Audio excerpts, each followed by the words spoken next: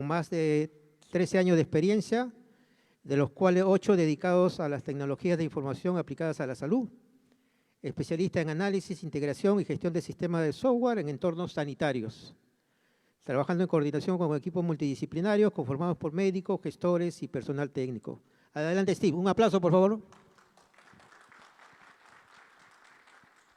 Muchas gracias, ¿qué tal? ¿Cómo están todos? Muy buenas tardes. Bien, vamos a empezar este panel muy interesante relacionado a la inteligencia artificial en salud. De hecho, es un rubro muy peculiar porque hay mucha interacción entre la parte clínica, la parte médica, que está descubriendo, está explorando, está de cierta forma detallando cómo trabaja la inteligencia artificial. Y por la parte de ingeniería, estamos nosotros también trabajando con algoritmos, entrenando machine learning, buscando alternativas de solución, pero todavía nos falta esta sinergia combinada entre ambos sectores. Entonces, esa es la parte más relevante que hoy en día tenemos que buscar, porque no podemos trabajar alejados de la parte de salud. Tanto la parte clínica como la parte de ingeniería tienen que hacer un match. Y es por eso que justamente este tipo de eventos son claves para el tipo de actividad que vamos a hacer, para poder realizar los eventos y las actividades que realizamos. Bien, vamos a hacer la presentación. Tenemos dos invitados que van a hacer una presentación relacionados hacia la inteligencia artificial en salud. Empezamos con Moisés Silva, ¿sí? No sé si está conectado. Por favor, Moisés Silva, ok, vamos a empezarlo con él. Él nos acompaña desde Bolivia. Es un docente en inteligencia artificial, es doctor en ingeniería informática, máster en ingeniería computacional y sistemas inteligentes de la Universidad del País Vasco en España. Ha realizado diversas publicaciones internacionales y tiene bastante conocimiento en las aplicaciones relacionadas a inteligencia artificial en salud. Adelante, Moisés, te escuchamos. Moisés, adelante.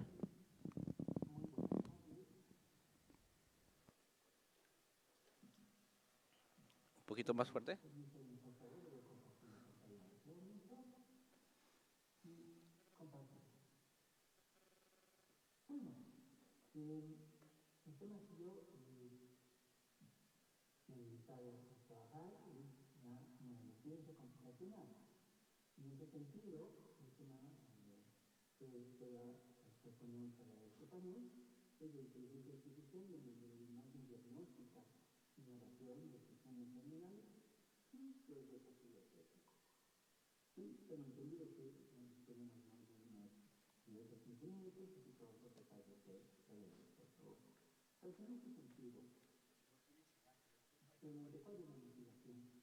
Que uno tiene. El problema específicamente con este tipo de inconvenientes de salud es que hay muy poca información en todo el ámbito de la IA.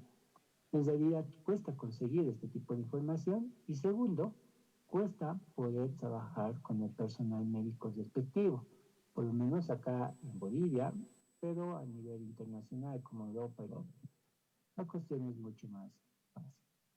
¿Cuál es el inconveniente entre uno de ellos? Claro, existen problemas cerebrovasculares que también pueden ser tratados mediante un análisis de neuronales artificiales, pero físicas, con comportamientos a partir de una matriz ¿sí? de calor que se puede sacar a partir de las distancias en coseno. Pero este no es el caso ahora. El caso es directamente trabajar con las imágenes eh, eh, del cerebro. Bueno, entonces en ese sentido, este problema, por ejemplo, uno de los problemas que podría mencionar es el autismo. Cuando nosotros hablamos, por ejemplo, del caso de autismo, podemos ver más o menos, sí, que alrededor ay, no sé, sí, más o menos un 23.4%, o sea, uno de cada 43 niños y uno de cada 193 chicas tiene algún tipo de autismo.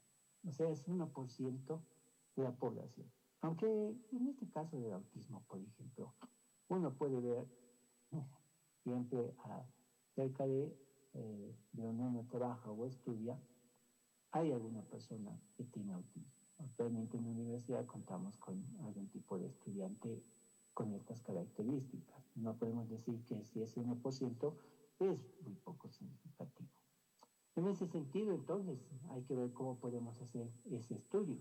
No solamente ese, sino varios otros, ¿sí? Como la demencia senil y otros que también nos vemos afectados en nuestro diario vivir. Muy bien, nuestro problema consiste ahora en el diagnóstico.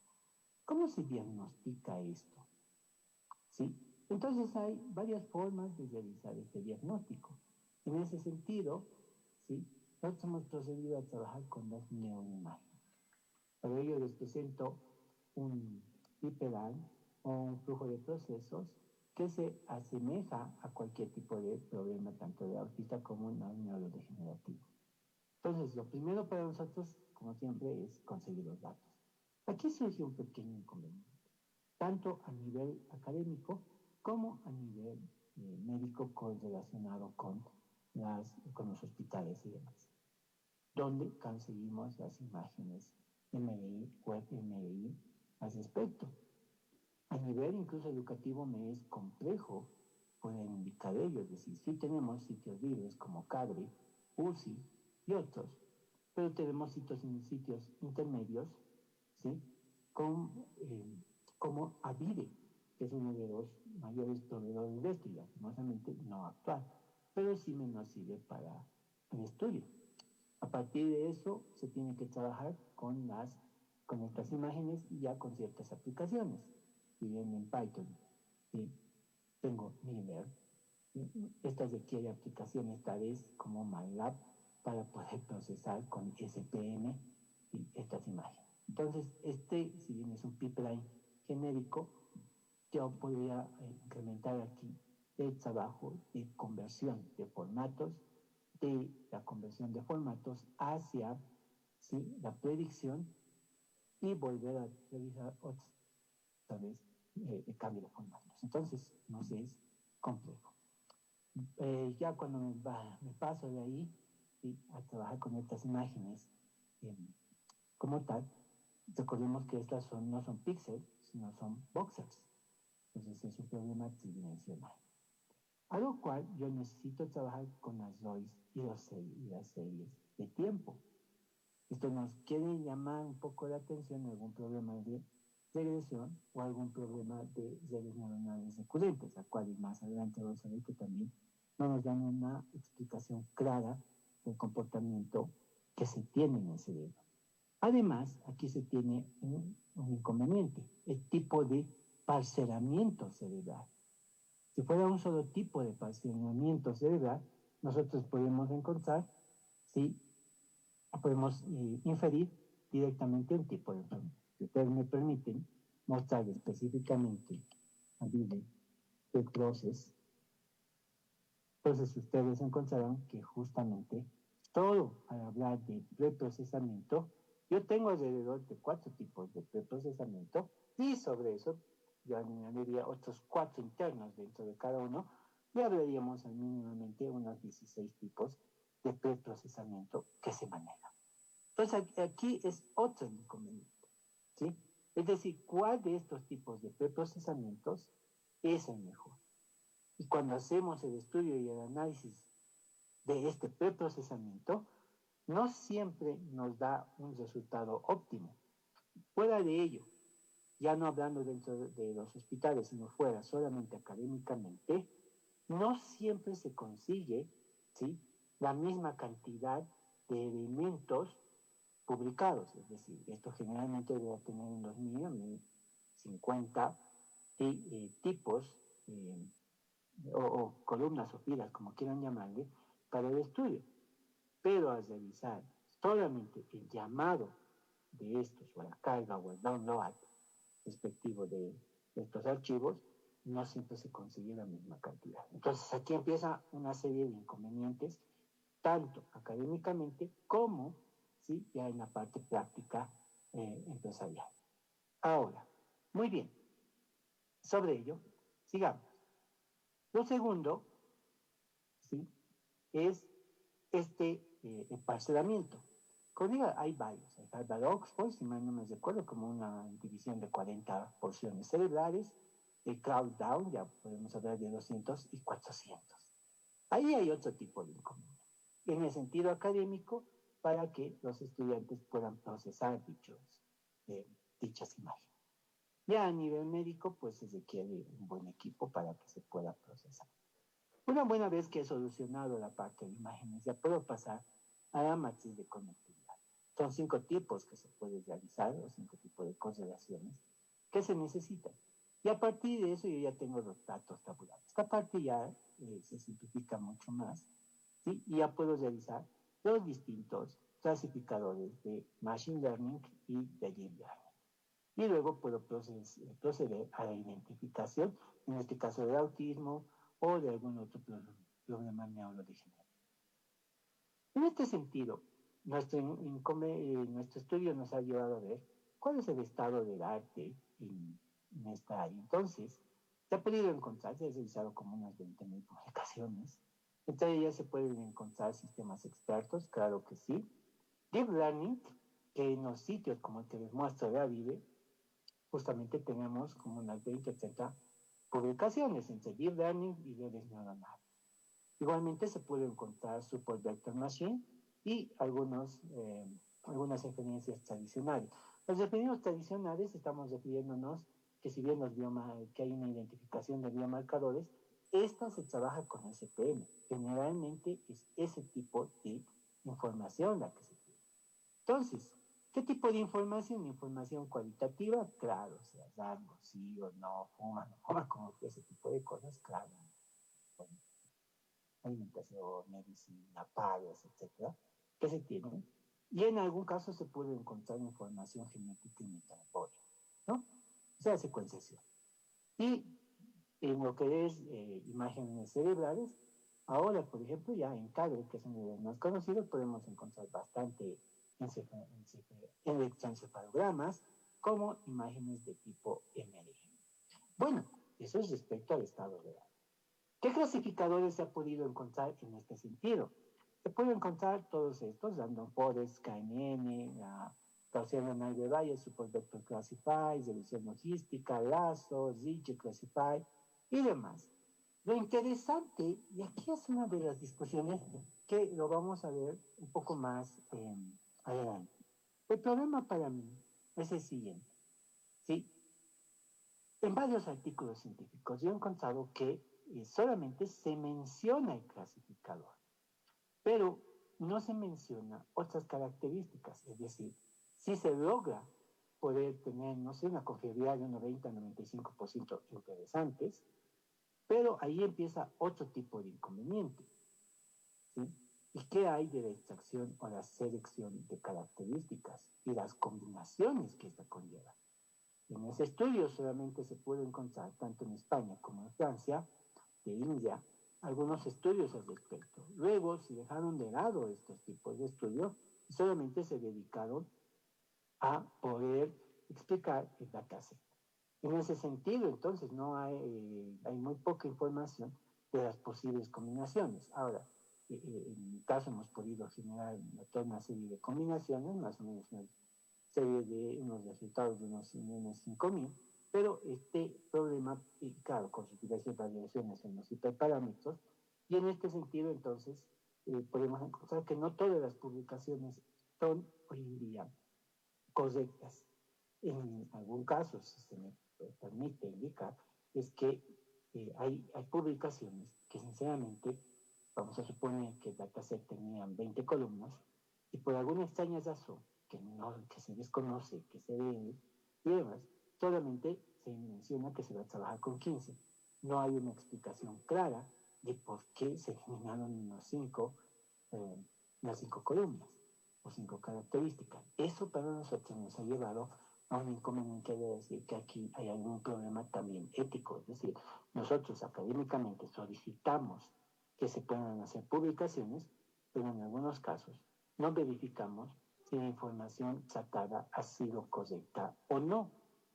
En ese sentido también, y claro, fíjense acá, por ejemplo, se tiene un estudio de todos los casos, por lo menos el autismo, se ha podido trabajar en la vida, y se puede encontrar diversa variación y una selección. Si mal no me recuerdo, una de las mejores características que se tuvo fue con un modelo de regresión. Pero bueno, distinto a ello es esta es una forma en la cual se puede demostrar, haciendo un benchmarking, realmente cómo vamos con este tema.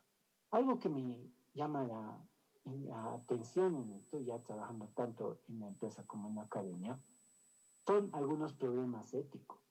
Por ejemplo, el consentimiento informado, claro, y su privacidad. Entonces, el problema es que yo obtengo las imágenes y tengo las características, ¿sí?, de qué persona realmente ha trabajado. Entonces, el paciente, bueno, en el caso de los autistas, el padre, tiene que ser informado de que su caso va a ser un caso clínico de trabajo. Y ahí surge otro problema, la anonimización. Ahora, ahí yo puedo hacer una reconstrucción facial solamente con las imágenes en el día. Esto me es posible. En ese sentido, no existe una anonimización completa. Solamente puede ser el ocultamiento básico de los datos, tal como nombre, algún dato de padres, etcétera, ¿no? Pero no más. Es decir, yo ya sé con ello con quién estoy tratando. Y el problema también, sí, es que se puede utilizar esto para otros propósitos. Esto me llamó mucho la atención, dado que en Europa se dio un caso en los cuales algún investigador estaba demasiado reacio porque, claro, nosotros los estudiantes allá podíamos acceder al mismo y podíamos llevar información a otra casa de estudios o a otra empresa. Y ahí viene otro problema, es decir, realmente se está trabajando con la empresa tal cual corresponde en sus estudios o se está haciendo otro tipo de estudios o se está llevando los datos para que no se puede, o no se está trabajando con los datos y al final no tienen información válida o clara de esto. Entonces, estos son violaciones de confidencialidad. Hay algunos problemas también en el área profesional. ¿Sí? Realmente es la máquina la que tiene que tomar la decisión, no somos nosotros. En ese sentido, no podemos quitar la responsabilidad al médico. Está bien, hemos captado toda la información. Podríamos decir, y generalmente en este tipo de enfermedades se trabaja con el médico, pero yo no soy, como generalmente digo a mis estudiantes médicos, no soy enfermero, no soy ello, pero sí sé algunas cosas básicas, converso con ellos. Y la decisión la tiene que dejar a quien corresponda, que hay que los estudios respectivos. Ahora, otro inconveniente, las cajas negras. Este es en el recorrido que he tenido, hay un inconveniente. Las redes neuronales no prestan una información clara. No se puede decir, si bien podemos aprender, decir que hay un forward, un back propagation, etcétera, etcétera, con las cuales teóricamente obtenemos cómo se trabajó con el problema, no siempre en algunos casos es explicativo. Entonces, hay que tomar una decisión o hay que ver hasta qué punto es válido. ¿Sí? Y el sesgo algorítmico. Lo malo de este tipo de datos, por lo menos en el caso de Avive, la información está algo balanceada. Me acuerdo muy bien, son como cerca de 510, creo, cada individuos de control y 400 y algo individuos identificados con autismo, u otros. Y a nivel médico es mucho menos la cosa. Es decir, no podemos trabajar con un montón de gente, simplemente entre unos 20, 30 pacientes. Supongo que en Perú debe haber mayor cantidad. Y en ese sentido, pues eso por lo único que podemos hacer es complementar a partir de algoritmos preentrenados los datos de acá que se tienen, ¿no? Y la independencia tecnológica. Sí, acá está ya empezando a conversar bastante ya sobre la IA en salud. ¿Sí? Y bueno, en este campo el problema es que como hablaba con ciertas personas de la cooperación, lo que nosotros tenemos es una característica específica aquí latinoamericana. aunque la realidad de los hospitales es casi la misma en todos nuestros países, pues dependemos, por lo menos acá, de aparatos asiáticos y otros, y esa dependencia hace que en algún momento las personas, especialmente médicos, enfermeros, farmacéuticos, no tengan una confianza buena en nosotros, sino vaya directamente a trabajar con la gente extranjera. Eso es un poquito algo que nos llama la atención. Y ahí hay algunos inconvenientes, claro, los modelos de entrenamiento requieren una aprobación técnica, puede haber manipulación de resultados, esto es algo que ya les comenté, el caso de ese artículo que realmente vaya ese sentido de investigación que uno podría tener, y por otro lado, la existencia de falsos positivos o falsos negativos en las revistas científicas. Esto me llama la atención, claro, este artículo ha sido que les comento, sin dar datos exactos, pero sí podríamos conversar en algún otro momento, que realmente vaya mucho la cuestión de investigación. Ahora, Moisés, ¿cuál es realmente el proceso de la métrica utilizada? Generalmente en nuestras universidades latinoamericanas utilizamos mucho la matriz de confusión, el AUC, el ROC y demás, pero existen otras métricas y existen hola, hola, hola. formas de poder Hola. determinar, claro, como el privado, por ejemplo, o el ranking de Wilkinson, que nos ayudarían a ver cuál es el mejor clasificador o algoritmo. Y el lío más grande que tenemos es la limitación de datos.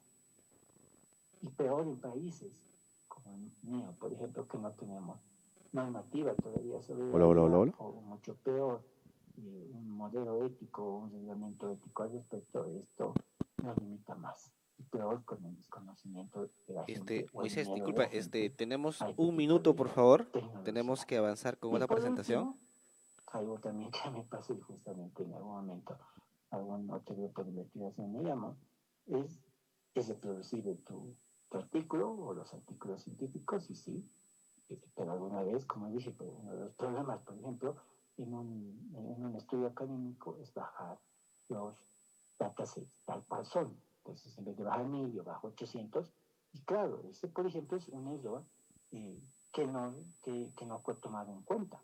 Entonces, cuando otros investigadores bajan los datasets, también encuentran otros resultados. Entonces, ahí sí tiene que haber ese tipo de consultas. Pero en algunos de ellos no he podido encontrar ese tipo de información clara. Bueno, es todo cuanto yo puedo conversar con ustedes. Les agradezco su atención. No sé si podemos pasar a la ronda o a lo que corresponda. Gracias. Perfecto. Muchas gracias, Moisés. Te agradecemos mucho. Fuerte abrazo. Gracias, excelente. Bien, ahora vamos a continuar una siguiente ponencia a cargo de Herbert Galeano. Herbert, actualmente Senior Business Development Executive LATAM, es un consultor independiente con más de 30 años de experiencia internacional de telecomunicaciones. Es mentor en inteligencia artificial en la incubadora 1551 de la Universidad Nacional Mayor de San Marcos. Es docente también en la Universidad Mayor de San Marcos, donde imparte cursos de inteligencia artificial y ciberseguridad. Es bachiller en Ingeniería Electrónica en la Universidad Nacional Mayor de San Marcos y actualmente es candidato a doctor en el Departamento de Comunicaciones de la UNICAM, en Campinas, Brasil. Adelante, Herbert. Un fuerte aplauso, por favor.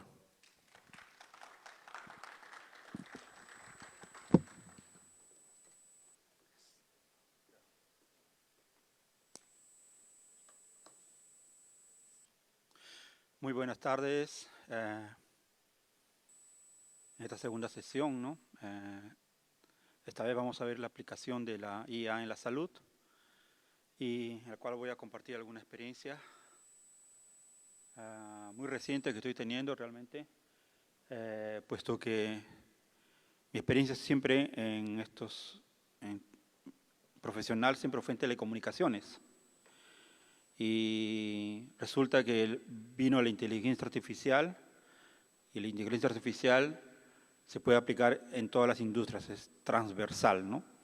Y precisamente represento a una compañía que es EFI Business, una empresa portuguesa, una startup, que está construyendo soluciones de inteligencia artificial y no importando cuál sea la industria, ¿no? En esta vez vamos a mirar lo que está sucediendo en el área de salud.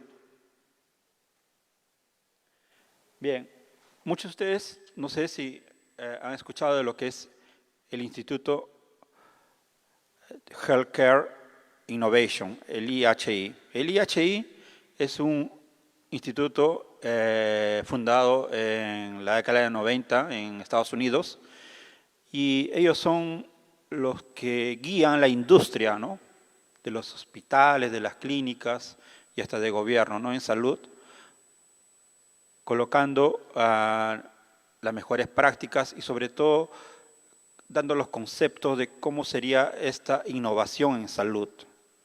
Y me voy a apoyar en este instituto que es el IHI, que ellos han puesto en la mesa que tiene que haber para el área de salud 5 metas, ¿no? Por eso le llaman el quíntuple meta. Y cómo se aplica la inteligencia artificial en esas propuestas del IHI. Y voy a introducir 2 conceptos, tal vez, que se están hablando recientemente. Estuve en una conferencia internacional también de inteligencia artificial para la salud. Y la IA se puede dividir, vamos a decir, en salud en 2 sectores. La IA clínica, ¿no?, y la IA operacional. Y de eso se trata mi ponencia.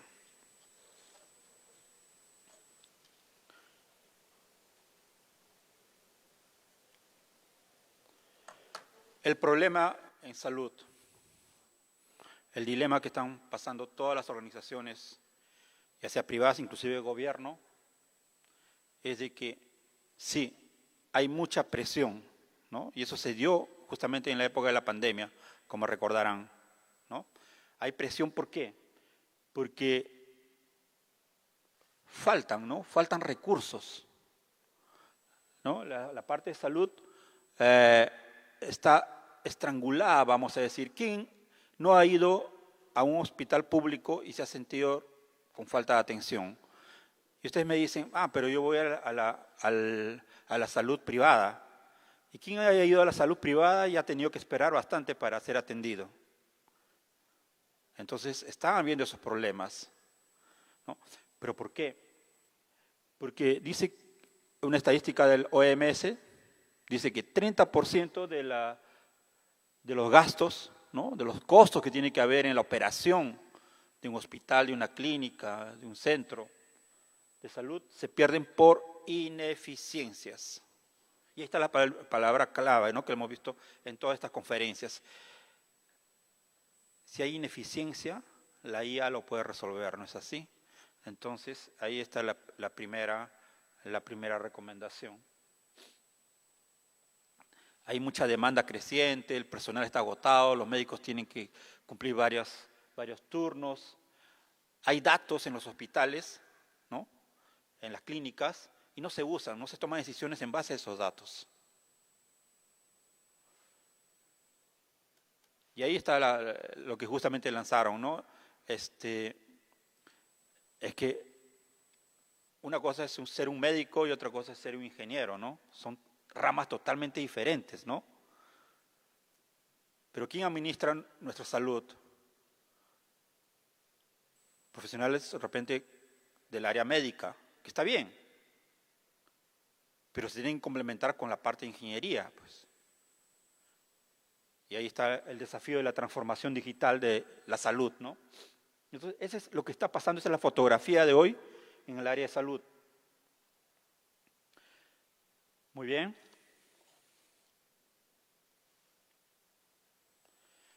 Y les había hablado del IHI, ¿no? Entonces, el IHI ya se adelantó y dijo que hay 5 metas, objetivos, para lo que se llama el bienestar integral. Es lo que propone el IHI, ¿no? Primero es mejorar la experiencia al paciente, ¿no? Experiencia al paciente. Y eso, para quienes trabajamos en transformación digital, ¿no?, experiencia del cliente, ¿no?, es lo mismo. Entonces, esto es transformación del área de salud. Mejorar el punto 2, mejorar la salud de la población. Claro, objetivo de cualquier centro médico, ¿no? La salud de nosotros, ¿no? Reducir el costo, ¿no? Reducir los costos, que esto sí, que eso, ¿se acuerdan que le dije que 30% se pierde por ineficiencias? Entonces, objetivo de la transformación es reducir los costos en los hospitales, ¿no? El cuarto ítem, cuidar el bienestar de la fuerza laboral. Lógicamente, si no tenemos a nuestros colaboradores, que son médicos, enfermeras, ¿no? Trabajando en turnos, agotándose, entonces ese es otro objetivo, ¿no? Y finalmente está el quinto, promover la equidad en la salud, ¿no? Entonces ahí vemos la cuestión ya ética, regulatoria, de dar esa equidad, ¿no? Entonces, lo que se plantea es de que la IA dé soporte a cada uno de esas metas, ¿no? La IA transversal, ¿no? Entonces, eso vamos a ver cuáles serían. Pero antes les había hablado de lo que había la IA operacional y la IA clínica, ¿no? La IA clínica es la que más propaganda tiene, ¿no? Claro, porque los médicos quieren tener en base de las informaciones que se tiene, predecir las enfermedades, ¿no? Predecir qué enfermedad voy a tener yo, ¿no? Entonces están los diagnósticos, imágenes, la genómica, tratamientos, es la IA clínica es la que sale en todos los medios, ¿no? Pero solamente ahí se dan cuenta que estamos resolviendo uno de los puntos nada más, ¿no? Que es la población de los puntos de la IHI, ¿no? Y después viene la IA operacional. La IA operacional, ¿no? La IA clínica, como dice al final, dice la IA clínica salva pacientes, o sea, ayuda a salvar los pacientes, prediciendo enfermedades. Pero la IA operacional va a salvar al sistema, al sector en sí. Porque si utilizamos la IA operacional, va a ser más eficiente el sistema, va a haber menos costos y se va a cumplir esas metas que plantea el IHI, ¿no? Entonces la IA operacional es la eficiencia, la trazabilidad, la predicción, ¿no? Por ejemplo, es predecir si el hospital se van a acabar las camas, por ejemplo, ¿no? Con IA. Automatizar los procesos administrativos, la facturación, ¿no? Auditar la calidad de los servicios y el cumplimiento de las regulaciones, ¿no? Entonces, básicamente tenemos dos IAs, ¿no? Claramente diferenciadas. Y si nos vamos al primer punto de la experiencia del paciente, ¿no? ¿Cómo esas IAs podrían ayudar? Ahí vemos, ¿no? Entonces, lo que dice el IHI dice que la IA puede humanizar la atención a través de la personalización y la eficiencia, ¿no? Claro, la IA personaliza, o sea, porque tú tienes tu historia clínica, tú tienes toda tu información ahí, tienes tus análisis. Y para ti exclusivamente va a ser esta recomendación, ¿no? Es personalizada la IA. Entonces, por ejemplo, diagnóstico y tratamiento personalizado en los análisis. Y, ¿por qué no? La IA podría ayudar en las ineficiencias que tiene un hospital, por ejemplo. Aquí no le ha pasado y eso pasa bastante en el sector, principalmente en el sector privado. Cuando usted pide una cita para el médico y usted no va. El médico debería recibir unos 10 pacientes y al final van 3. ¿Cómo mejorar eso? ¿No? Entonces, está en la IA con chatbots, que te pregunta, ¿no? Si vas ahí te va a confirmar todo automático mediante WhatsApp, por ejemplo, ¿no? Entonces, son aplicaciones que sí se pueden dar y se están dando ya, hay aplicaciones en el mercado, ¿no? En fin, se puede mejorar esa experiencia del paciente con la IA, principalmente la IA operacional, ¿no? Entonces, el tema no es también, digamos, aplicar la IA como la solución mágica, ¿no? Tenemos que saber aplicar esta inteligencia artificial, estas herramientas, estas tecnologías, justamente centrada al paciente, ¿no? Centrada al paciente porque al final él no le importa ¿qué tecnología estamos usando? A él lo que le importa es de que reciba a tiempo su resultado. Cuando vaya a la cita, si la cita es a las 3 de la tarde, a las 3 de la tarde va a ser atendido, ¿no? Entonces, eso es lo que quiere el paciente. El otro punto, salud poblacional. Y ahí sí, la IA clínica se da el lujo, ¿no? Se da el lujo de trabajarlo bien. Porque estamos hablando de anticipar enfermedades, riesgos, ¿no? Inclusive también anticipar los temas de pandémicos, ¿no? De salud pública, ¿no? Con las informaciones que se tienen. Entonces, si tenemos todos estos datos, porque tenemos todas las informaciones, los hospitales, clínicas, sea de gobierno, sea del Estado, sea privadas, tienen cantidad infinita de datos. El problema es que no se están usando esos datos, ¿no? Entonces, tenemos que integrar esos datos, ya sean los datos clínicos, con los datos del paciente, con los datos de la población y todo esto para identificar los riesgos. Y así se va a tener una prevención un poquito más personalizada de acuerdo a la región, ¿no? Por ejemplo, hace poco tuvimos ese tema de la dengue aquí en Lima, ¿no? Fue grande, ¿no? Entonces, pero podía haber sido localizada, ¿no? Las políticas no se tienen que dar para todo el país, tienen que ser localizadas primeramente, ¿no? Atacadas, así como se ataca el incendio. Ningún bombero se va a atacar a 2 cuadras del incendio, se va a atacar el foco, ¿no? El foco del fuego, ¿no? Y ahí dice, ¿no? El verdadero impacto de la IA no es curar, sino evitar que esta enfermedad ocurra, ¿no?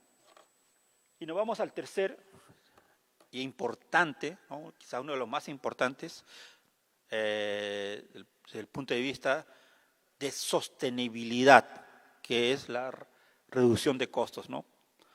Sí, hospitales, clínicas, están quebrando, ni qué decir la salud del Estado, ¿no? Justamente por este tema, por la reducción de costos, ¿no? Y nuevamente, la IA perfectamente puede entrar ahí porque se pueden automatizar los procesos, ¿no? Ya hemos visto en las anteriores presentaciones de nuestros colegas que la IA automatiza un proceso, ¿no? Entonces, ¿qué es automatizar un proceso? Es de que si colocamos soluciones tecnológicas con IA, el proceso que antes demandaba unos 3, 4 horas, se puede hacer en 10 minutos. Eso nos ahorra costos, nos ahorra recursos. Y tenemos todas las herramientas. Inclusive, hasta herramientas gratuitas existen para hacer eso, ¿no? Como lo que estaba hablando los sistemas de open source, ¿no? Código abierto, ¿no? Entonces, vamos a, por ejemplo, detectar ineficiencias, duplicidades de cosas y hasta fraudes, ¿no? Y esto sucede bastante en el sector privado. Por ejemplo, una clínica internacional o una clínica Ricardo Palma, que son grandes clínicas en el país, son víctimas de fraudes o son víctimas de ineficiencias operativas y que pierden ingresos, ¿no? Puede haber un paciente que se atienda y se ha operado, etcétera, y de repente su cuenta sale como $25,000 y resulta que RIMAC no le va a aceptar todo, ¿no? Porque no tenía todas esas autorizaciones, ¿no? Muchas veces ni siquiera el paciente lo sabe, ¿no? Entonces hay pérdidas financieras tremendas. Y eso se puede detectar con inteligencia artificial. Entonces, ahí estamos invadiendo otro campo, se está dando cuenta, no estamos viendo la parte clínica, la enfermedad, estamos viendo la parte operacional, ¿no? Entonces, reducir costos no es recortar la atención, o sea, muchos hospitales dicen, bueno, entonces, nuestros costos están bien altos, vamos a tener que cortar algunos servicios, ya no vamos a atender tal servicio, despiden médicos, despiden enfermeras. Entonces, no es cortar, o sea, sí, se necesita reducción de costos, sí. Pero apoyados por nosotros ingenieros, podemos ayudarlos en reducir esos costos con inteligencia artificial, ¿no? ¿Qué más? El bienestar del colaborador. Estamos hablando aquí de médicos, enfermeras, ¿no? Entonces, la IA puede apoyar, claro. Yo no concibo, por ejemplo, les cuento una anécdota, ¿no? A principios de este año, el invierno vino crudo acá en Lima, ¿no es cierto? Y me enfermé, me tuve que ir al hospital, ¿no? Y no voy a decir la clínica, una clínica privada, ¿no? Grande, en Lima, en San Isidro. Y el médico, saturado, muchos pacientes, saturado, parecía, decía, no puede ser, tantos pacientes, y estaba en emergencia yo. Y el médico me pregunta, ¿y qué tienes? ¿Tienes tos? ¿Tienes esto? ¿Tienes etcétera? Le dije, me preguntó, ¿tienes tos seca o con flema? Y le dije claramente, mi tos es seca. Y él me recetó, ¿no? Bla, bla, bla. Resulta que me fui a comprar y me recetó un remedio que era todo lo contrario, era para la tos con flema. Y eso me empeoró más, pues. Y entonces yo busqué ChatGPT, me ayudé, y dije, no te dieron un no sé qué. Entonces yo regresé al hospital, ya no estaba ese médico, le dije, médico, creo que me han dado así, ¿verdad? Error aquí, te vamos a dar otra esto, no te preocupes, etcétera. Pero ¿qué pasó? Imagínense si ese médico que estaba cansado de repente tendría un piloto automático que esté escuchando, así como un asistente, ¿no? Podría hacer la validación. ¿Qué le costaba hacer la validación con ese micrófono? Entonces, eso es lo que se necesita. Se necesita apoyo, ¿no? Cognitivo, emocional, personal sanitario, ¿no? Entonces, soporte en la toma de decisiones clínicas. Entonces, esa es la transformación digital. Esa es la transformación que el área de salud necesita. Desde el privado, no estoy hablando, pero estamos hablando de la clínica Sana, de la clínica internacional, de la clínica Aviva, que deben tener todos los recursos. No, actualmente ese es un problema, no solamente en el Perú, a nivel internacional. A nivel internacional está habiendo ese problema, ¿no? Entonces, justamente, la IA viene para dar esas soluciones para democratizar todo eso. Inclusive, podemos estar inclusive a la misma altura de una clínica de Estados Unidos si colocamos estas soluciones. Bien. El quinto punto es la equidad en la salud. Y ahí tiene que ver, ¿no? En poner en la balanza, ahí está el gráfico bien, lo dice, ¿no? Para corregir las desigualdades, ¿no? Y entonces, por ejemplo, ahí entra la telemedicina, ¿no? Que claramente ayuda, reduce costos y llega más rápido al poblador, ¿no? Llega de repente siempre y cuando tengamos la conectividad, ¿no? Si hay brecha de esto. Pero hoy en día, por ejemplo, la vez pasada también me puse mal y mi seguro me dijo, oye, pero hay telemedicina. Ya, pero rapidísimo, lo resolví. Yo no tuve que salir, no tuve que gastar quema de carbono, ¿no? Gastar el carro y no sé qué, estacionar, tiempo, todo eso. Telemedicina resolvió rapidísimo, ¿no? Me recetó rápidamente, que tenía una especie de gastritis, sano, ya estaba trabajando al día siguiente normal. Entonces, cosas que se tienen que aplicar, ¿no? Entonces, estamos hablando también no solamente clínica, estamos hablando también salud pública, ¿no? Entonces, la IA no debe reemplazar al humano, sino acercar al humano que está tan lejos, ¿no? Para que haya esa equidad, ¿no? Y vemos que completamos esos 5 ítems del Instituto Healthcare Innovation. Entonces nos vamos a la IA operacional en acción, ¿no? ¿Qué es lo que yo propongo? ¿Qué es lo que proponemos, ¿no? Y proponemos como ingenieros también, ¿no? Además de ayudar al médico, ¿no? Con algoritmos de machine learning, algoritmos neuronales, inteligencia artificial, para predecir enfermedades, ¿no? Para la salud clínica en sí, tenemos que ayudar a los médicos, ¿no? que son los que administran realmente, ¿no? De las grandes clínicas privadas. Los dueños no son administradores, los dueños son médicos, ¿no? Justamente ellos, nosotros como ingenieros podemos ayudarles con la propuesta de una IA operacional en acción, ¿no? Entonces, ¿dónde vamos a ayudarles? Lo que le dije, en todos esos ítems que estaban ahí, ¿no? Y aquí está la tabla, digamos, para que ustedes puedan ver que sí existe IA operacional, IA clínica, en cada uno de esos 5 puntos, ¿no? De la experiencia del paciente, la salud poblacional, la reducción de costos, bienestar del colaborador y la equidad. La guía clínica, por ejemplo, en experiencia del paciente, se puede utilizar porque la guía clínica ya es el diagnóstico, ¿no? Previamente, ya rápidamente puede hacer el diagnóstico personalizado, pero la guía operacional va a ayudar en esa eficiencia de contactarlo, de reagendar la cita y todo eso, ¿no? Y ahí se miden con KPIs que existen en la industria, como el famoso NPS, ¿no? Que toda industria tiene, telecomunicaciones, retail, todas las industrias tienen, ¿no? Y se puede medir, ¿no? La salud poblacional, la guía clínica, pues, se explaya ahí con la predicción de riesgos, la prevención de enfermedades, pero la guía operacional también puede ayudar ahí mediante, por ejemplo, la segmentación de los pacientes, el telemonitoreo de ellos, ¿no? Entonces ahí vamos a evitar, por ejemplo, hospitalizaciones innecesarias, inevitables, ¿no?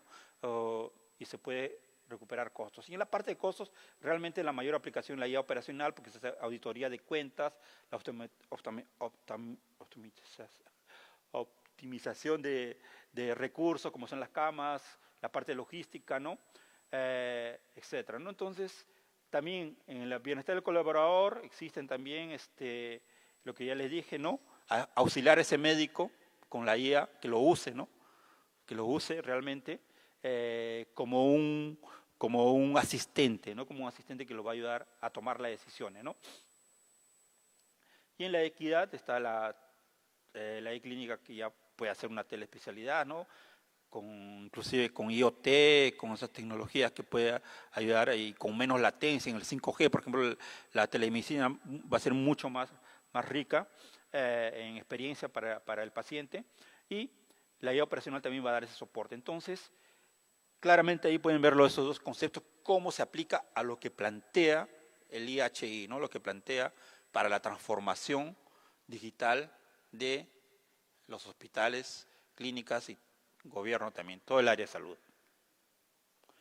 Entonces, pero tenemos que hacer siempre aquí una pausa y pensar y reflexionar sobre estos temas, que lo vamos a ver probablemente aquí vamos a discutirlo más en la parte del panel, ¿no? Que son la ética, la gobernanza y la regulación, que es lo que más se está discutiendo cuando hablamos de IA aplicada a la salud, ¿no? Pero tenemos que ir hacia una salud inteligente y sostenible, que esa sería realmente a donde tiene que ir este sector, ¿no? Porque tiene que ser sostenible. Con tanta ineficiencia que puede haber en el área de salud, se van a recuperar esos costos, esos ingresos, y va a ser sostenible, ¿no? Y la salud inteligente va a ayudar pues, justamente a que nosotros, pacientes, ¿no? tengamos nuestra enfermedad sea detectada a menor tiempo y sea mejor tratada, ¿no? Buenísimo, eso es lo que yo quería traerles a ustedes, ¿no? y punto de discusión inclusive para hablar en el panel. Ahí están mis datos, quien me quiera seguir en LinkedIn, está ahí mi QR. Les hablo un poquito de EFI. EFI tiene justamente, como les decía, es una startup portuguesa que ya trae embutido el IA como motor, ¿no? Como motor principal para la IA operacional del sector salud, ¿no? Tenemos dos soluciones, el Agentic EA Test Management Solution, que justamente mejora los procesos, ¿no? Hospitalarios, y el Healthcare Business Efficiency Intelligence, que justamente descubre esas anomalías que pueden suceder cuando un paciente de una aseguradora que va a la clínica se atiende y la clínica el seguro RIMA o seguros Pacífico no le quiere pagar lo que debería ser pagado, porque justamente hay ineficiencias ahí en los procesos. Muy bien, muchísimas gracias.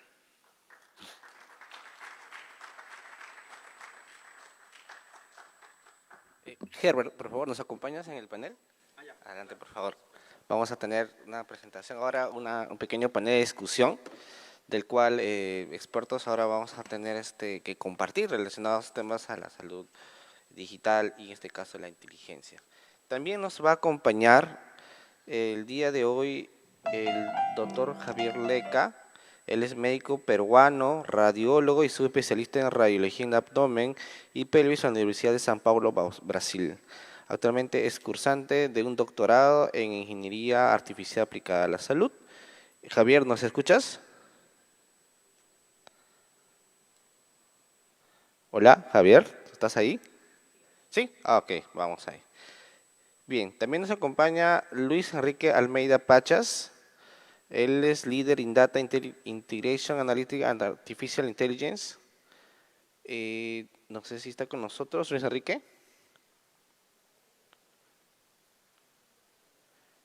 ¿No? Ok, entonces vamos a llamarlo, mientras tanto, a hacer una pequeña presentación de los dos panelistas que nos acompañan el día de hoy. Bien, ¿nos confirman por favor si Javier está presente? Sí, estoy aquí. ¿Qué tal, Steve? ¿Cómo estás? ¿Cómo estás, Javier? ¿Qué tal? Si no sé si podemos ajustar un poco el audio. Hola, hola. Listo, perfecto. Bien, entonces vamos a empezar el panel. Ok, ahora sí, ¿no? Mejor.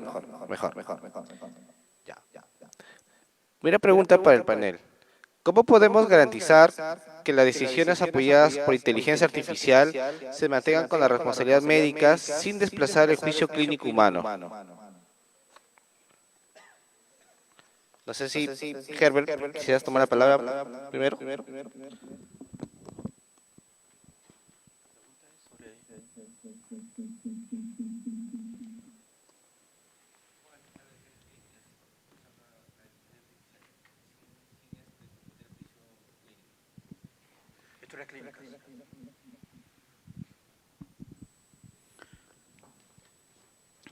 Bueno, hay bastantes desafíos sobre la historia clínica actualmente, ¿no? La historia clínica que no se está discutiendo desde ahora, se está discutiendo desde hace muchos años, ¿no? Ya existen las normas, existen diferentes propuestas, que inclusive ni siquiera se había incluido la inteligencia artificial ahí, ¿no? En las historias clínicas. Porque primero tenía que ser la normalización y sobre todo la interoperabilidad, ¿no? Pero justamente ya estamos en una época disruptiva por el tema de inteligencia artificial, que inclusive puede procesar cualquier, digamos, formato, sin necesidad, digamos, de que tengan que tener las historias clínicas algún formatos de interoperabilidad, ¿no? Entonces, de cualquier clínica, de cualquier país o de cualquier localidad, ¿no? En el formato que esté, primeramente, ya puede ser integrada y sobre todo compartida, ¿no? Ahora, tu otra pregunta fue con la cuestión de los derechos humanos, creo me parece, ¿me escuché? No escuché bien.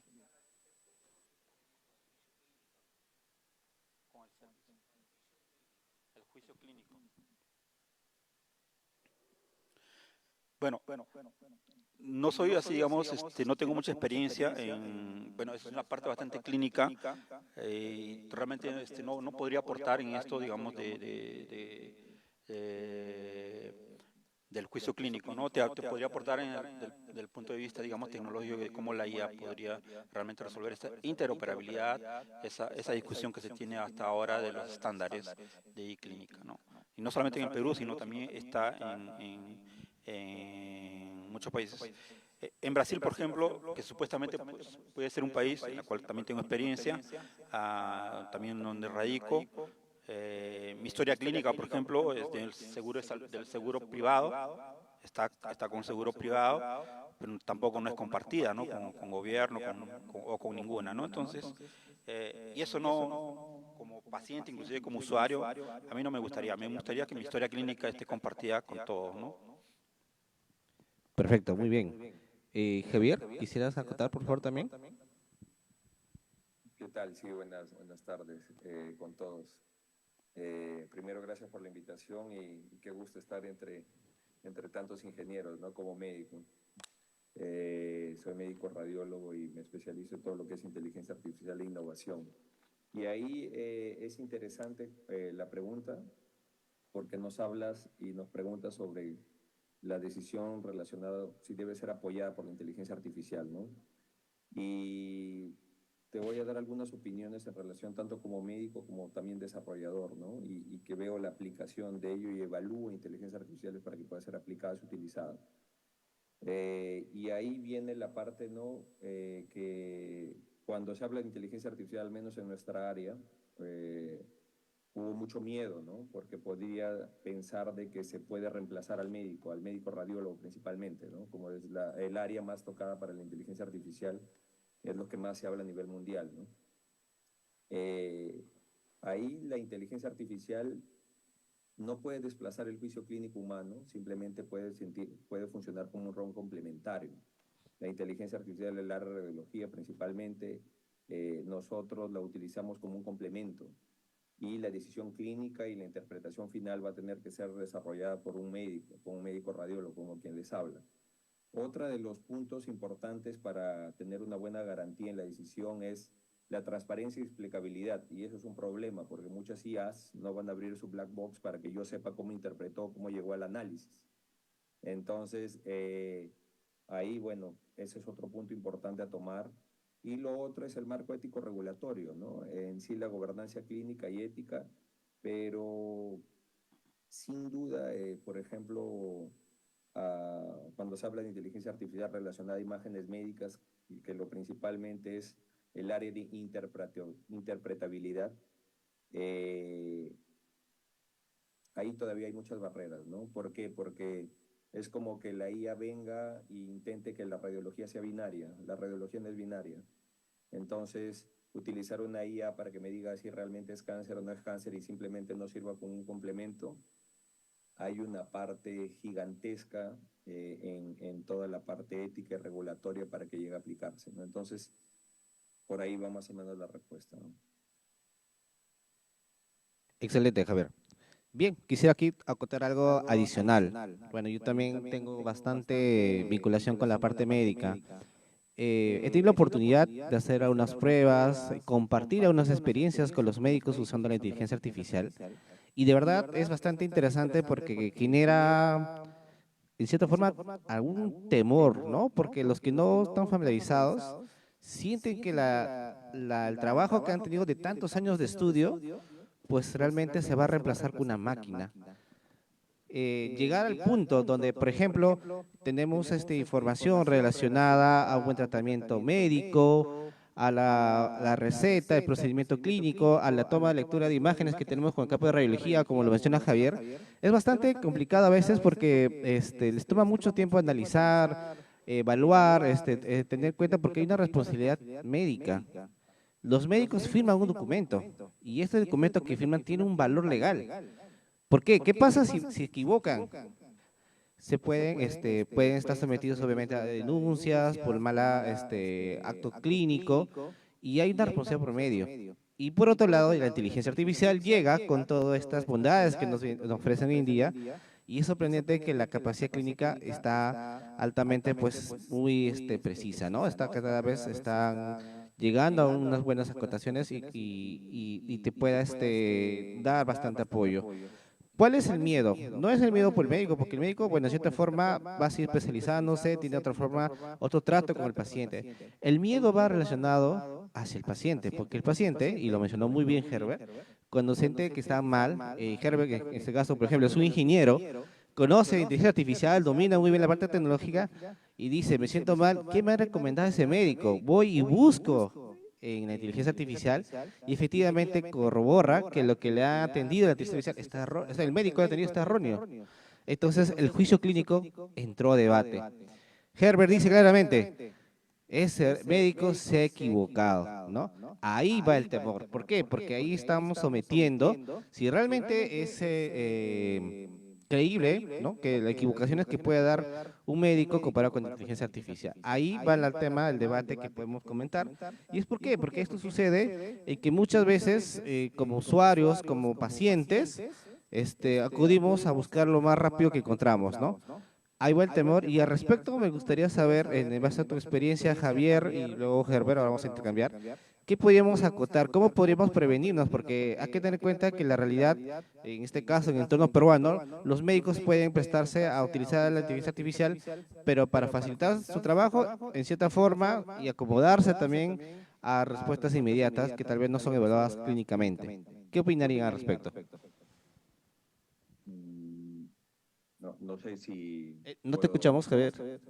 ¿Me escuchas? ¿Me escuchan? Ahora sí, Hola, hola. ya, ahora sí te escuchamos. ¿Sí? ¿Se escucha, no? Sí, ahora sí, te escuchamos. Ah, sí, ok, ok. Mira, eso justo el día, bueno, al tocar este tema, ¿no? El día de ayer, por ejemplo, estuve en otro panel con especialistas de Centroamérica, de Argentina, de Brasil, hablando sobre telemedicina en sí y la mudanza del paciente. ¿Qué es lo que pasa? Cuando nosotros hablamos de IA generativa, eh, a la gente o a la población que tiene la llegada de este tipo de tecnología, porque obviamente de que este tipo de tecnología no es inclusiva totalmente, ¿no? Hay muchos territorios donde, o pacientes, ¿no?, que no van a tener esto, pero los que lo tienen significa que el perfil del paciente está cambiando a nivel mundial. El hecho de tener una IA generativa a la mano, o de una forma mucho más simple en comparación a lo que se podía hablar de antes, hace de que el sistema de salud, el profesional dentro del consultorio y hasta quien les habla, que nosotros como radiólogos, que no atendemos pacientes directamente, tengamos que cambiar porque se viene una onda distinta de pacientes, se viene una onda que el paciente que tiene este tipo de tecnología a la mano ya viene con otro tipo de perfil, como lo dijo el colega Herbert. Entro o puedo hacer una consulta con una IA generativa y él me puede dar una opinión y puede encontrar un error médico. ¿Qué quiere decir esto? Que tiene que haber un cambio y tiene que haber una mudanza en relación a cómo también el médico se capacita y cómo él puede utilizar, cómo puede el médico utilizar este tipo de IA generativa para apoyarse también hasta para poder tratar o ver a los pacientes para no cometer errores o disminuir la cantidad de eso, ¿no? Entonces yo pienso que se viene una mudanza, que se viene un cambio en relación a esto. El paciente está cambiando, la tecnología está cambiando y juntos ellos, que ya son pacientes más tecnológicos, van a hacer que la atención necesite cambiar también. Y es interesante, solo para tocar, por ejemplo, un momento histórico en la salud que pasa esto, es cuando comienza a tenerse a los pacientes con VIH. Los pacientes con VIH comienzan a cuestionar mucho en aquella época que sale en Estados Unidos y se genera el diagnóstico y se tenía todo este bies informativo relacionado a la enfermedad y al tratamiento, donde el paciente comienza a cuestionar al médico para ver si es que el médico realmente estaba haciendo bien su tratamiento, estaba teniendo los conocimientos adecuados a ello. Y yo pienso que se ve una mudanza parecida a esto, ¿no? Excelente. Adelante, Herbert. Sí, buen punto. Las clínicas, los hospitales, cuando quieren aplicar una nueva tecnología, son un poco recelosas, ¿no?, en que pueda tener estos conflictos, ¿no?, que estamos hablando, ¿no? Y además que no está regulado, y además que me imagino que la regulación no va a venir tan rápido, ¿no? Siempre anda lento. Pero se dan cuenta que en el área clínica, si por ejemplo queremos introducir un nuevo medicamento, no se hacen pruebas y demoran tiempo, ¿no?, el área farmacéutica. Entonces es lo mismo que va a pasar con la tecnología. La tecnología, si vamos a aplicar, por ejemplo, en mi caso real, ¿no?, de caso de uso en el cual hubo un supuesto error, entonces que se hagan pruebas, que coloquen estos asistentes, robots o lo que sea, al lado del médico y se hacen pruebas, piloto, y después se ven resultados, se analizan, ¿no? igual que en el área farmacéutica. Entonces, ese es un planteamiento que se puede colocar, y de hecho, que así ha sido siempre la tecnología. Yo recuerdo, trabajo 3 décadas con tecnología, y por ejemplo, cuando estaba en el área de telecomunicaciones, que en esa época telecomunicaciones hace 30 años también estaba recién saliendo, muchos ingenieros, y ahí no había médicos, había ingenieros, pero muchos ingenieros desconfiaban de tecnologías, decían, ¿cómo vamos a utilizar esa tecnología y puede impactar en el cliente? ¿Y qué tal si la red se cae? ¿O qué tal si los teléfonos paran de funcionar y todo esto? Entonces hacían las pruebas piloto, pues para eso son las pruebas piloto, las pruebas de concepto, donde justamente, ¿no?, se valida todo eso, se hace la validación de la solución, ¿no? Entonces es una propuesta que se puede colocar en la mesa. Súper bueno. Bien, también tener en cuenta que hoy en día existe inteligencia artificial, como comentaste, a libre disposición.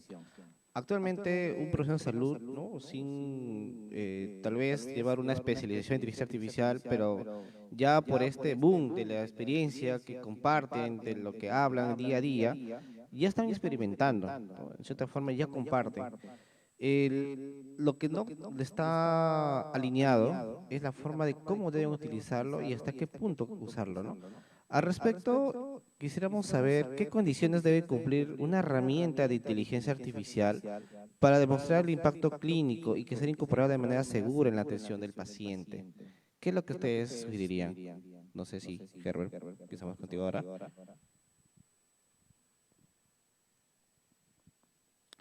La IA que se está proponiendo hoy en día, principalmente la IA generativa, no se está proponiendo específicamente para un sector, ¿no?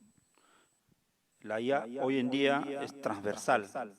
Entonces, ¿qué requisitos debe tener, digamos, específicos como para el área clínica o para un hospital?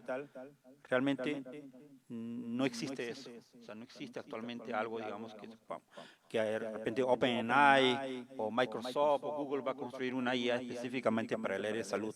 No hay. La IA, ¿no?, tal como está, es un algoritmo, ¿no? Puede ser abierto, puede ser cerrado, ¿no? Se le da un caso de uso, se le aplica, ¿no? Se le da un caso de uso, ¿no? Entonces, los requisitos tampoco no podemos exigir, salvo que sea la regulación nada más, y en eso está habiendo una madurez, ¿no? A nivel de todos los países, Europa, por ejemplo, está liderando eso. En nuestro país ya se han colocado los cimientos de la regulación, pero básicamente no podemos esperar, digamos, de que exista una IA específicamente para salud, porque es cuestión, digamos, estamos hablando de mercado, ¿no? Entonces, salud es una de las industrias poderosísimas, sí, no susceptible, inclusive crítica, pero no, o sea, sí existen proveedores que sí te van a dar, grandes proveedores, como los proveedores de tecnología para el área clínica. Quizás ellos sí, pero ellos van a usar la misma inteligencia artificial que se está usando para cualquier otra industria, ¿no? O sea, van a construir aplicaciones sobre esa misma IA, ¿no? Entonces, quizás ellos tengan sí algo bien orientado. En el caso de EFI, por ejemplo, está yendo a la parte, como ya le dije, IA operacional. En la IA clínica, por ejemplo, Dedalus, puedo mencionar algunos de los proveedores que está, y hay varias startups también, ¿no? Entonces, las empresas, inclusive las nuevas empresas, es las que podrían aportar eso, digamos, de una IA adecuada para el área de salud, ¿no? Excelente, Javier, te escuchamos. Cuando hablamos sobre ¿Se escucha? condiciones, ¿No se escucha el audio? que deben ¿Aló? ¿Sí? ¿Me escuchan? ¿Me escuchan? Sí, ok. Cuando hablamos sobre condiciones de inteligencia artificial, a ver, yo les voy a comentar un poco en relacionado a mi área. Un momento, Javier, por favor, se cortó el audio, un momento. Aló. Okay, Ya, okay. ahora sí escuchamos, perfecto. Okay. Entonces, cuando hablamos de inteligencia artificial, yo voy a comentar sobre mi área específicamente, sobre el área de salud, pero el área relacionada a radiología. Es interesante porque cuando hablamos o cuando estudiamos las inteligencias artificiales en el área de imágenes médicas, se habla de ondas en portugués o en olas, que se le dice, porque yo vivo en Brasil, estoy en Sao Paulo, por la universidad, por la USP. Entonces, se ve que la primera ola no llega a cumplir la aplicabilidad ni llega a tener el grado de aplicación a nivel mundial realmente. Si nosotros vemos los grandes hospitales en Brasil, conozco de cerca el Albert Einstein y el Sirio Libanés, que trabajan con algunas inteligencias artificiales integradas, pero muchas de ellas cambiaron el camino. ¿Por qué? Porque al menos en la parte de imágenes médicas, siempre, o las startups iniciales que se crearon, salieron para la parte de interpretación de imágenes. ¿Qué quiero decir con esto? Que era relacionado a poder generar detección o a poder generar un diagnóstico, y esto es comparativo con el trabajo del médico radiólogo, por ejemplo, del médico. Y no se llegó a aplicar, ni se llegó. Muchas de ellas cambiaron su orientación. Ahora, se analiza el porqué. Por eso les estoy dando esta introducción, porque se analiza el porqué. Y el porqué, aparte de la área regulatoria, viene a ser de la integración funcional. En la actualidad de los médicos que trabajamos con inteligencia artificial, lo que estudiamos, muchos no usamos casi ella. En este segmento, que es la parte de interpretabilidad, porque muchas veces la IA viene a querer ayudarme a poder generar un diagnóstico de una enfermedad, pero lo que me genera más duda y me genera más tiempo en el uso. Otra cosa que puede pasar, la IA viene y dice, no, yo voy a hacer un screening antes y le voy a mostrar al doctor. O por ejemplo, te hace un triaje y de un hospital gigantesco con muchas imágenes médicas de emergencia, me pone y me dejó pasar un infarto y lo dejó por el último porque no lo diagnosticó, y los otros exámenes que los dejó como emergencias o como más grave se pasaron al frente, y eso tiene una parte de integración funcional muy fuerte que todavía no se ha alcanzado. Otro punto es que cuando estudiamos inteligencias artificiales en la parte de imágenes médicas o en sí en el área de salud, se ve que muchas de las startups que salieron no tuvieron evidencia científica. Entonces, muchas de ellas que parecían muy promisorias ya salieron al mercado, se intentaron a vender, y cuando tú ves sensibilidad, especificidad, comienzas a generar todos los tipos de valor predictivo, positivo, negativo y todos los parámetros científicos, ellos no cumplían los mínimos para hacer ello.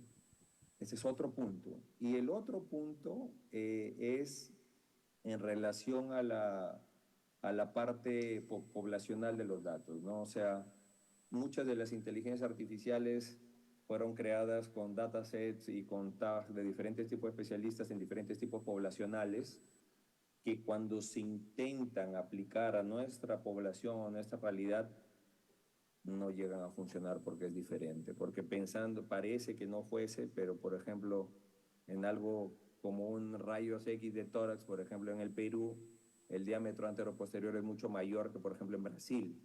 Y puede pensar de que tengo un tórax en tonel y tiene una alteración pulmonar, pues la IA está con dataset de Brasil y no lo tiene los de Perú. Entonces, hay bastantes cosas aparte de la parte regulatoria, ¿no? Perfecto. Bien, yo quisiera acotar a este punto también algo adicional. Lo que he visto en la práctica clínica actualmente, hay mucha necesidad de sistematización de la información. Indiferentemente cuál es la especialidad clínica, ¿no? Como mencionaron, y hoy, bueno, me acompañan varios ingenieros, sabemos que para usar inteligencia artificial necesitamos datos, ¿no? Y datos hay, pero en el sector salud hay tanta cantidad de datos que están demasiado dispersos, no están sistematizados. Ya, y esa es una falencia de nuestro sector, que es una oportunidad grande para los ingenieros, porque podemos sacarle provecho a sistematizar y entrenar datos. Esa es una colaboración que nos falta bastante grande. Pero ¿qué está pasando muy aparte de tener los datos? Tenemos un gran problema en el uso que le estamos dando a ciertos tipos de aplicativos. Y bueno, ya mencionaron muy bien la parte de la confidencialidad de la información. Estamos muchas veces sometiendo acceso a ciertos datos que no están permitidos, que los pacientes no están autorizando. y hay ciertos datos que sí hay autorización, pero no se están tratando. Entonces, tenemos una gran impacto en el uso de cómo podemos identificar y mitigar los sesgos que podrían generar los algoritmos con tanta cantidad de datos. Y lo ha explicado muy bien Javier. La mayoría de las soluciones de inteligencia artificial que tenemos hoy día, por ejemplo en Perú, no son con información de data peruana. La mayoría vienen de distintos países que entrenan algoritmos de inteligencia artificial. Podemos tener en Alemania, tenemos de Estados Unidos, tenemos de Europa, de distintos países, y están preparados y entrenados con datos de otra forma cultural, otra forma alimenticia, otra forma de tratamiento clínico. En Europa, por ejemplo, cuando yo estuve por allá y miraba soluciones de telemedicina, yo vi claramente que ellos buscan más el gobierno en invertir en lo que es prevención en salud. Compran dispositivos biomédicos para que el paciente cuide su salud, para que se controle, los famosos wearables, los relojes inteligentes, tienen corbatas inteligentes, otros. Entonces, ellos tienen un estilo de vida con el cual controlan su nivel de sueño, si tienen frecuencia cardíaca alta, oxímetro, entre otros. Entonces, se preocupan por otro dato y con estos datos entrenan sus algoritmos para poder identificar y prevenir enfermedades o hasta poder tener tratamiento. Pero en Perú no lo tenemos. Más bien en Perú tenemos la limitación que nuestro Ministerio de Salud no libera datos para poder procesarlos, para poder tratarlos. Y muchas instituciones que hacen pequeñas hackatones, ¿no? Con las universidades. Ahí tenemos chicos muy talentosos en las universidades que buscan tener entrenamiento de datos con uso de inteligencia artificial, pero no lo tienen. ¿Qué terminan haciendo en esos famosos hackatones? Con datos de Estados Unidos, con datos que tenemos de países extranjeros. La más cercana posible puede ser Brasil o otros por ahí vecino, nuestro país vecino, pero no tenemos datos locales. Entonces, hay un problema que podemos tener en el manejo de algoritmos con la calidad de atención médica aterrizados para nuestra realidad peruana. Al respecto, Herbert, ¿qué es lo que nos podrías comentar sobre ese tema? En transformación digital, la data es un insumo vital, ¿no? Porque sin datos no hay transformación digital, porque los datos nos permiten tomar decisiones. Y esa data, hoy en día, claro, tú planteas o sea, tenemos ese desafío, ¿no? Porque ¿cómo, de dónde obtener esos datos? Principalmente acá en nuestro país, ¿no? Pero ahí está, ¿no? Ahí está el desafío de justamente nosotros ingenieros de innovación, ¿no? Ahorita mismo yo tengo un smartwatch que está monitorándome.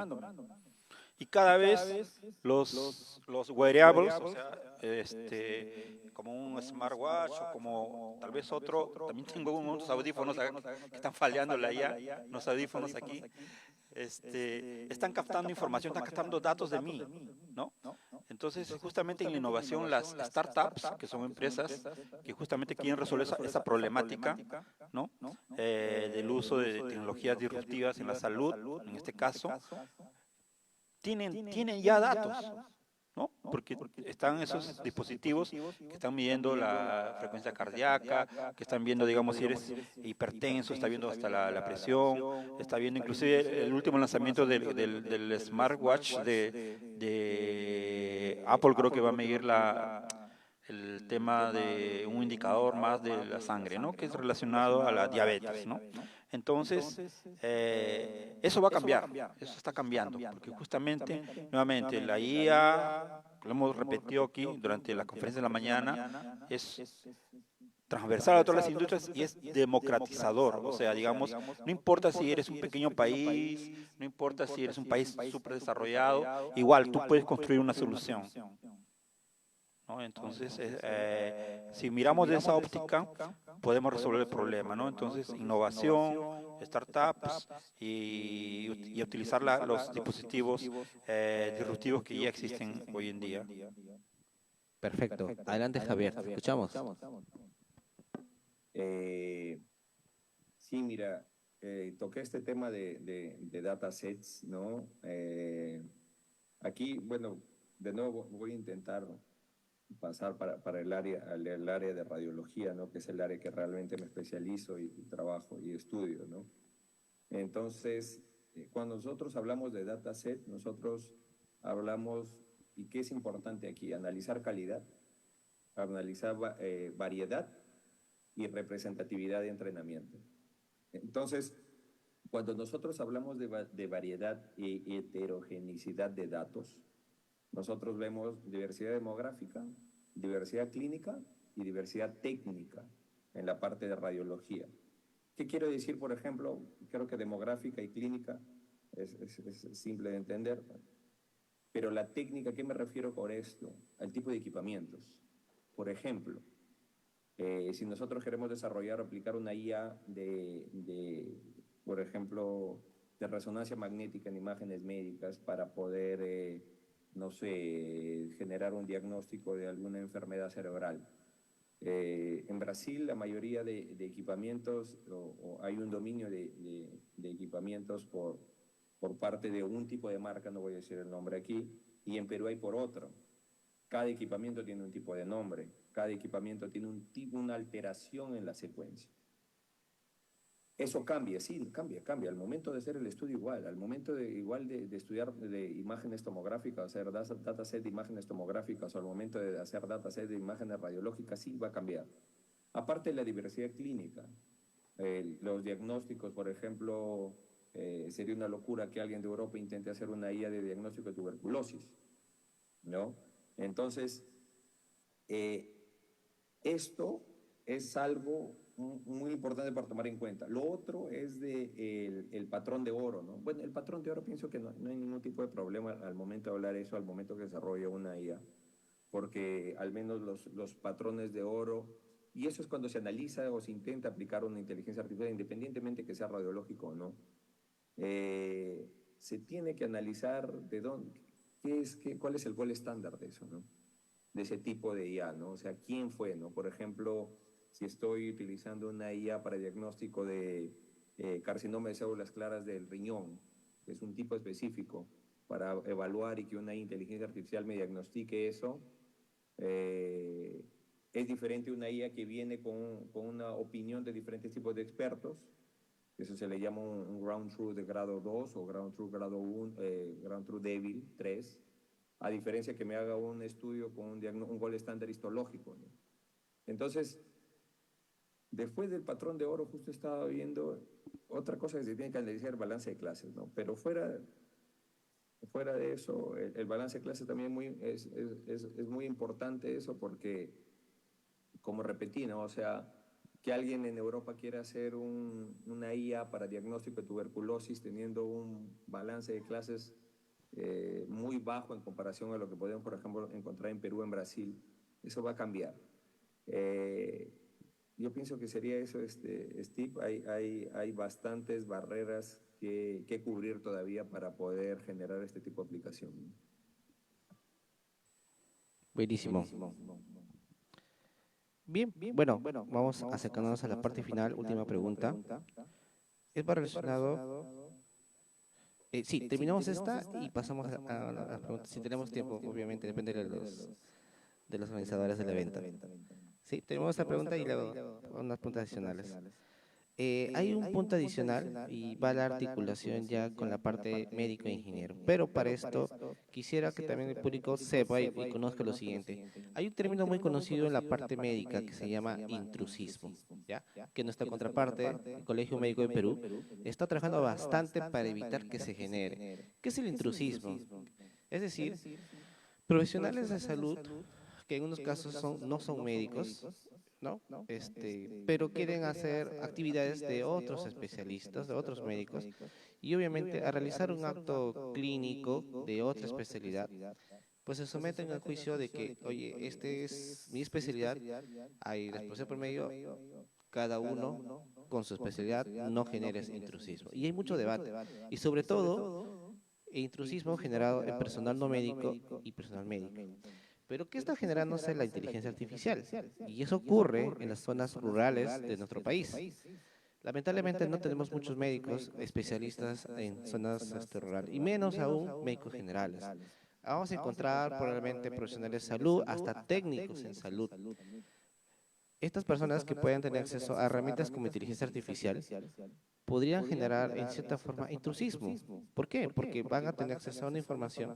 Porque, digamos, yo que estoy en una telemedicina, queremos buscar las citas de consultas por telemedicina y muchas veces quizás no se complemente la consulta de telemedicina, pero el que está en el campo, el que está con el paciente ahí desangrándose, ese que va a preocuparse, ¿cómo lo ayudo? ¿Qué puedo hacer? Quiero hacer una referencia y en esas zonas alejadas, una referencia puede ser 8 horas de viaje y en 1 hora se te muere el paciente. Herramientas buscan desesperadamente cómo acudir a atender al paciente. Ahí puede ser una herramienta donde puede apoyar la inteligencia artificial, pero el riesgo es, si es que ocurre, que pasa algo, ¿quién atendió a ese paciente? ¿Quién asume la responsabilidad? Y ese es un debate bastante complicado en el campo clínico, ¿no? Porque intrusismo puede haber, incluso en especialidades clínicas cuando está Javier. Javier, como médico radiólogo, su especialidad, tantos años de estudio, quemando la pestaña con tantas lecturas de imágenes, y puede venir una especialidad de otra área, no quiero meter el debate, especialidad X, pero dice, ok, no, esto porque lo voy a pasar al médico radiólogo si yo también lo puedo ver. Agarro mi ChatGPT, me meto mi imagen y tengo el diagnóstico clínico. Uy, ya, no necesito radiólogo, yo mismo atiendo a mi paciente. Estamos generando bastante complicación en el entorno clínico. Al respecto, hay un tema bastante latente que tenemos que trabajar, y acá está el grupo de ingenieros que nos acompaña y la parte médica como Javier, que tenemos que poner de acuerdo cómo articulamos y cómo limitamos responsabilidades, cómo podemos tener cuidado en que sí, ok, estas herramientas se utilizan, pero ten en cuenta del juicio clínico que estamos generando, porque así como tenemos herramientas para un buen uso, también se puede prestar para complicar o generar debate al momento de tener pacientes. Al respecto, no sé si, Herbert, algo que quisieras comentarnos sobre este punto.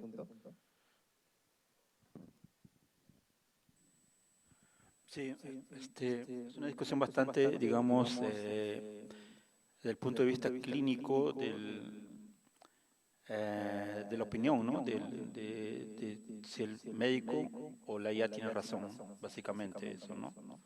Y estás hablando en el contexto de esa salud poblacional que está alejado de la capital, ¿no? Que está, vamos a decir, en zonas rurales y que ahí lo vas a colocar la telemedicina, ¿no? Yo pienso que todavía falta, ¿no? Para llegar a ese nivel, digamos, porque, bueno, desde el punto de vista, digamos, la experiencia que yo tengo como en telecomunicaciones, y tiene que ver con telemedicina, es que, o sea, la IA generativa sí se puede usar, pero digamos de que la IA generativa esté captando imágenes, ¿no? Primeramente, cargar tú un video, o cargar una fotografía o un selfie, ¿no? De telemedicina en zona rural va a ser difícil por las cuestiones, digamos, de latencia, aspectos de telecomunicaciones que estamos, ¿no? Afortunadamente, y aquí está representada nuestros amigos ahí del Ministerio de Transporte y Comunicaciones, en nuestro país se va a colocar el 5G, ¿no? Va a demorar todavía, pero por lo menos estamos cerrando brecha con el 4.5G, y creo que ahí sí podríamos, una vez que ya exista la tecnología, ¿no? Podríamos discutir este tema del uso de la telemedicina con imágenes y con estos complementos que pueden haber, ¿no? Ok, perfecto. Adelante, Javier, te escuchamos. Mira, ingeniero Steve, es realmente un tema gigantesco para debatir en sí esa pregunta, porque ¿cómo regulas eso, no? Y viene esa pregunta, y viene extrapolado, por ejemplo, ¿cómo regulas el uso del celular para poder tener ChatGPT y poder utilizar los niños dentro de la escuela, ¿no? Y no poder hacer la tarea junto con ellos, ¿no? Entonces, es algo muy complejo en sí, al momento de la restricción o la limitación que se le pueda dar, ¿no? Al menos en el área de radiología siempre hace aproximadamente 6 años, fue voy a tocar este tema porque me parece importante ahí. El padre, el considerado the good father of the AI, que se llama Geoffrey Hinton, dijo que en el 2025 los radiólogos ya no deberían existir porque el deep learning iba a quitarle de esa facilidad y que ya no deberíamos estudiar radiología porque deberíamos ser como un coyote que nos íbamos a ir al abismo y era como una pérdida de tiempo, ¿no? Y lo que pasó en esa época, desde lo que él habló hasta ahora, es de que se necesita más radiólogos a nivel mundial. ¿Por qué? Porque hay más tecnología. Porque es más fácil comprar un tomógrafo en la actualidad, es más fácil comprar un resonador, es más fácil comprar un equipamiento de rayos X, y los equipos de ecografía que eran extremadamente o caros, ahora pues son mucho más accesibles, hasta hay portátiles. Entonces, la idea a lo que quería extrapolar por ahí es que es muy difícil de poder restringir esto, ¿no? O sea, debe haber normativa técnica, debe haber normativa regulatoria, pero la pregunta es cómo sabemos que lo está utilizando para eso, ¿no? Y siempre se le saca la vuelta. La IA generativa se le saca la vuelta, al menos, por ejemplo, de los radiólogos que utilizamos IA generativa. Soy un radiólogo que utiliza IA generativa hace aproximadamente desde la salida del chat GPT, ¿no? Del GPT. Desde esa época yo utilizo IA generativa en mi área, ¿no? Pero lo utilizo de una forma para ayudarme en algo que se llama estructuración de informes radiológicos, no para generar otro tipo de opinión. Y ya cuando nosotros vemos a la persona de a pie o a personas con pocos conocimientos o hasta los propios amigos especialistas que no conocen la limitación de la herramienta, pueden generar diferentes tipos de iatrogenía, ¿no? Y realmente es algo bastante difícil de restringir, ¿no? Buenísimo. Creo que una consulta para terminar. Sí, adelante.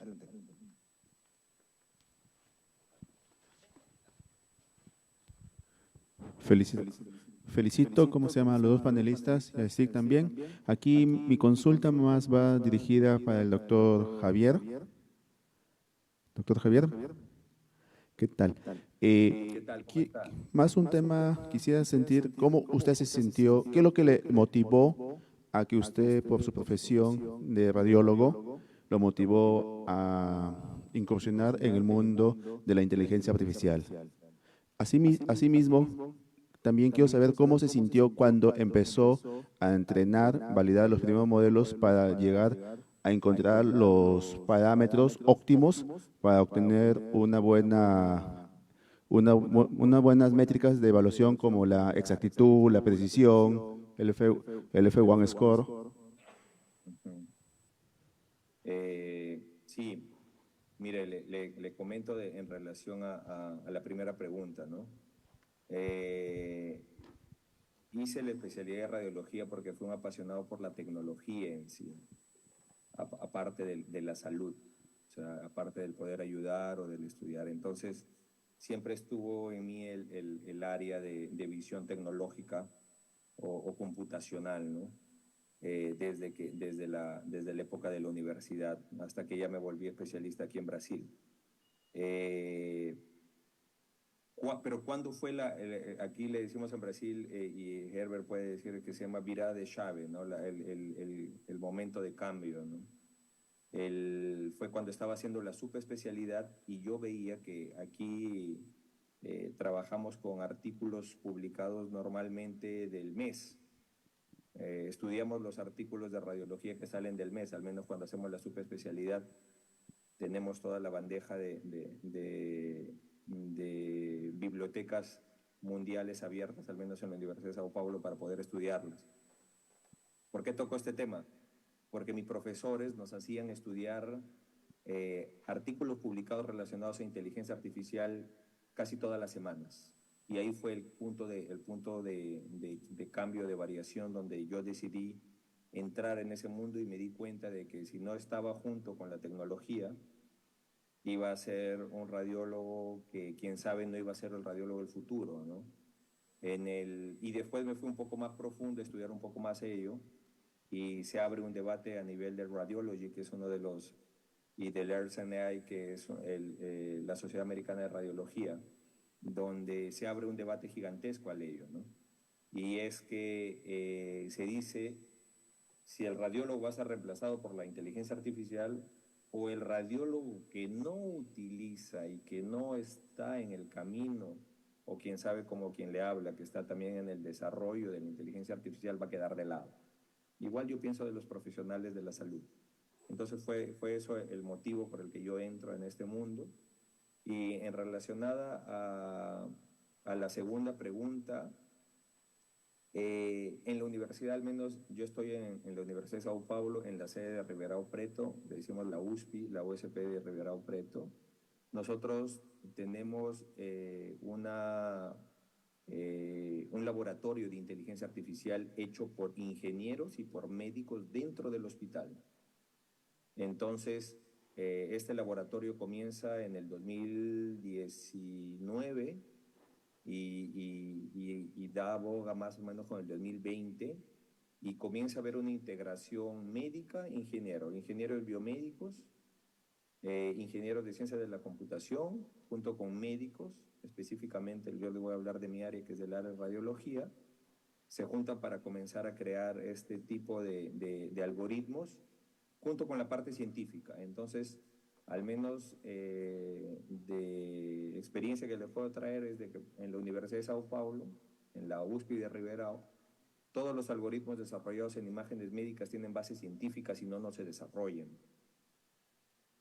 Entonces, todos los algoritmos decididos de desarrollar tienen ingenieros o pueden tener médicos como cabeza, pero siempre van a tener al mismo grupo, y vamos a desarrollar maestrías, vamos a desarrollar doctorados, o vamos a desarrollar hasta los estudiantes, por ejemplo, que me invitaron para poder evaluar los paneles de trabajos de tecnología dentro de la universidad, de estudiantes, están desarrollando este tipo de proyectos, ¿no? Entonces, y ahí cuando tú juntas ingenieros, médicos y academia, que es la parte de desarrollo de investigación, haces de que trabajes no a base de que te va a reducir el tiempo, o vas a encontrar un tumor, o vas a encontrar... No, nosotros trabajamos en cosas un poco más simples, pero muy basadas en sensibilidad, especificidad, valor predictivo positivo, ROE, análisis. Entonces, generamos todo ese tipo de parámetros. Perfecto, muchas gracias. Gracias. Fuerte aplauso, por favor, para Javier Herbert. Gracias. Muchas gracias. Con este panel, invito al ingeniero Freddy Ortiz para la entrega de los diplomas. Ingeniero Sursa, ¿puede venir también?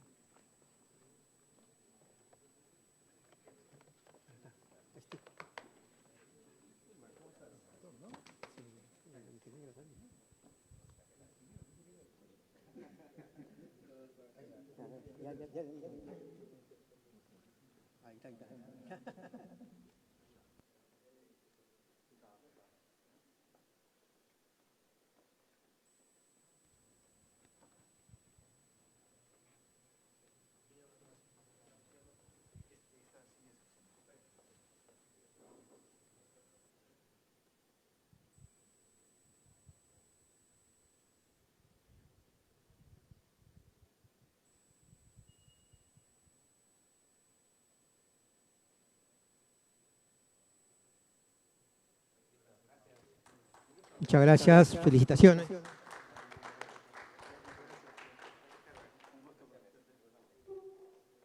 Gracias por la invitación. Bien, vamos, recuerdan que les hablé de un QR, lo van a poner, va a estar disponible para que lo lean. En ello hay una encuesta donde pueden responder a preguntas y va a haber propuestas, y eso evaluaremos en nuestros siguientes eventos. Por ahora un intermedio de unos 15 minutos. Muchas gracias, volvemos en 15 minutos.